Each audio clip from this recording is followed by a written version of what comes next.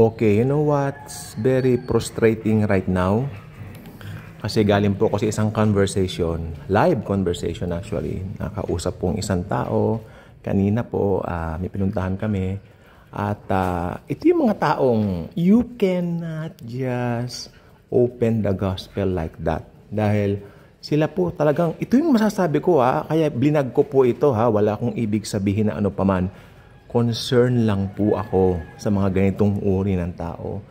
Ito po yung mga taong pakong-pako sa mundo. Okay.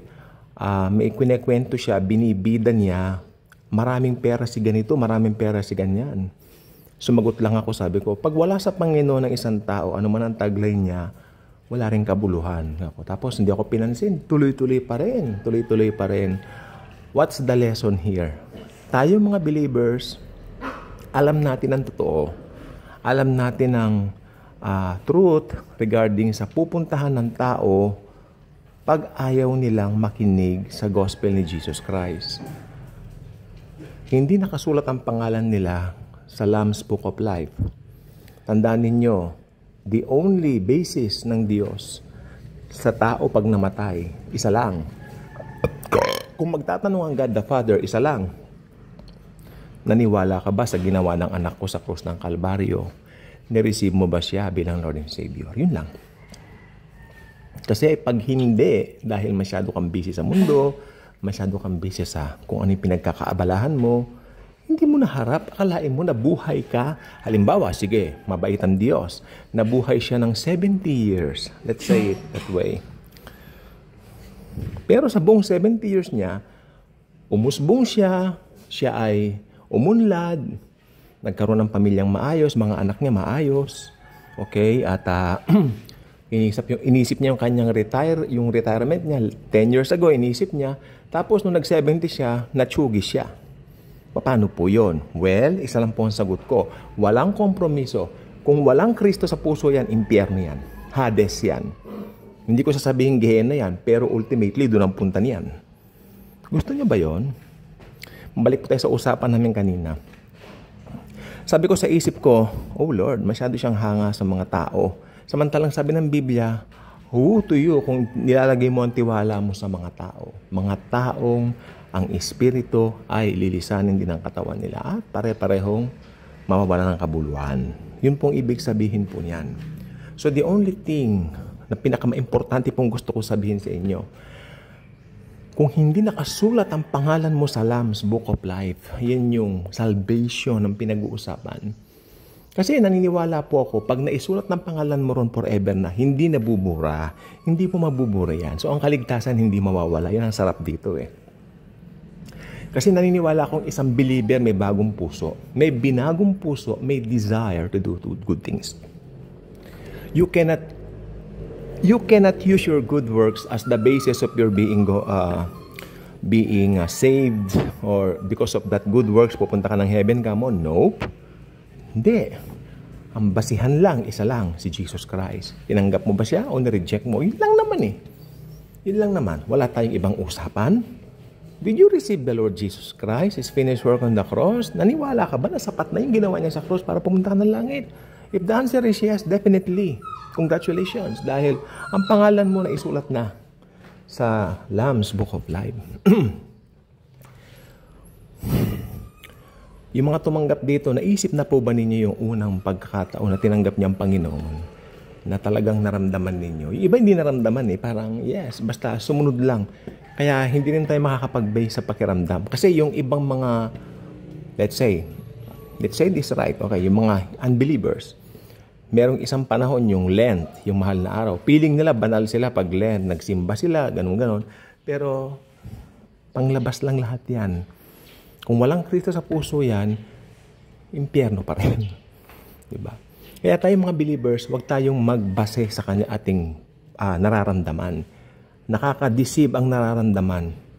Do not put too much emphasis on your feelings because it's so deceiving. Okay? Pero kung tinanggap mo ang Panginoong Hesukristo, sigurado ka naman na yun lang ginawa niya sa cross, ang basehan mo ng kaligtasan mo. Ngayon pa lang sasabihin ko, nakasulat ng pangalan mo sa Lamb's Book of Life.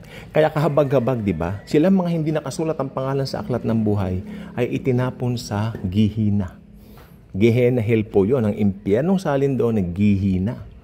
Ngayon, nasa Hades pa sila. Okay, let me put it this way. Let me give you some illustration of what is happening sa mga namamatay na unbelievers ngayon. Pupunta muna silang Hades. Ano bang Hades? Temporary place, dun muna sila, temporary place for them habang inihintay nila yung final judgment. Wherein, syempre, alam natin ang final judgment, wherein tinatawag din natin tong white throne judgment. Para sa mga unbelievers yan. Then, right after the white throne judgment, lahat ng mga unbelievers bubuhayin at itatapon sila sa lake of fire, Gehenna. Yan ang nakasulat doon. Those were not found in the Lamb's Book of Life. Those whose names are not found in the Lamb's Book of Life were thrown in lake of fire. Yung lake of fire, tignan mong salin yan, Gehenna. Kasi may tatlong uri ng impyerno. Ano ba yung tatlong uri ng impyernong ito? Ito po ay ang Hades. Dito po yung temporary detention ng mga namamatay na kaluluwa ngayon na unsaved, mga unbelievers. Tartarus. Dito inilagay ng Diyos yung mga nagrebelde na mga demonyo. Dating mga anghel, ngayon mga naging demonyo na sumama kay Satanas. At ito po, wala pang nakatira dito, Gehenna. Ito po yung lake of fire. Alam niyo po ba kung sino magiging pinakabuena mano natitira dyan? Yung Antikristo at ang bulaang propeta. Okay? Mauuna pa kay Satan kung tutuusin. Okay? So, ayan. Kaya, oo. So tayo, napaka-thankful natin, alam natin ang mga katotohanan ito. Kasi alam ninyo, sabi ng Biblia, tinakpan ng dyablo ang mata ng mga unbelievers para hindi nila makita ang kaluwalhatian ni Kristo Jesus sa kanyang ebanghelyo. Alam po ba ninyo, kada nag-preach kami ng gospel, talagang merong mga pasaway, merong mga kontrabida. Ang tawag ko po doon, kontrabida, hindi kami pinapansin. Mga intrimitida. Minsan makakabwisit po talaga. I mean, sabi namin, alam namin nagsusugal po kayo. Ako diniretso ko Nagsusugal po kayo. Kayo po ay nag-happy-happy. Pero pakinggan niyo po ito sapagkat ito po ay a matter of life and death. Then nagsalita na yung aming pinagsalita. Hindi pinansin. Nagsasalita, tinitingnan ko yung mga tao. Alam nyo, nagmamadyong. Karamihan. May nakikinig din po pero patingin-tingin lang. Sige, sabi ng pastor namin dati, pagsisisihan nila itong araw na to. Sapagkat dito, sabi niya, may nangaral sa kanila ng ebanghelyo ni Jesucristo. Sa kanilang kinikilos niya, parang tinanggihan nila at hindi sila interesado. Ito pa sabi niya, pagdating nila ng impyerno, sasabihin daw nila, sana nagdesisyon kami kay Christ noong panahon na yun. Di ba? Mangyayari po yan. Pero wag naman sana. I mean, sana makakilala po sila. Di ba? Pero uulitin ko po, mas madaan ang daan patungong impyerno. So, ibig sabihin, mas marami po talaga ang hindi maliligtas. Marami ang unsaved kaysa sa saved. Marami na po ang saved, marami pong saved, pero mas marami ang, yes, dami ng dagat, something like that. Ano bang sabi ng buhangin ng dagat and all that, it was being shown in Revelation, ano man ang nakalagay doon. Ito po sasabihin ko po sa inyo, ang kaligtasan po ay hindi nawawala. Kung sigurado ka na tinanggap mo na si Jesucristo sa buhay mo, congratulations. Alam mo, ayan ang pinakamalaking prize na pwede mong makuha sa mundong ito. Do not be deceived. Alam niyo, yung kinakausap po kanina, parang talagang tinakpan ng dyablo yung kanyang mata kasi talagang ito po ay nakatutok lamang sa mga bagay ng mundong ito. Pero alam mo, may tendency talaga, iinit ang ulo mo. Maniwala po kayo sa akin. May tendency talaga. Mabubwisit ka. Ako. Pero hindi ko naman sasabihin na sana pumunta ka ng impyerno. Kasi talagang papunta naman siya ng impyerno Kung hindi makikilala si Christ. Ang malungkot pa nito, ilang Bible lang binigay ko doon. Binabasa mo ba? Ginaganon-ganon ko pa Oo daw. Well, binabasa pala yung ganyang asal. Ewan ko lang. So, basta gawin lang po natin, share the good news. Stressful po talaga pa nakikita mo na parang, parang, ba't ganun, di ba? May mga question tayo. Pero Lord, you're in control. Kako na lang po, bahala na po kayo. Talagang kung nabubwisit po kayo sa mga ganyan, naintindihan po kayo ni Lord. Huwag kayo mag-guilty about it. Nakakaasar nga naman po. You keep on sharing, keep on talking about Jesus, and yet parang, dead ma lang.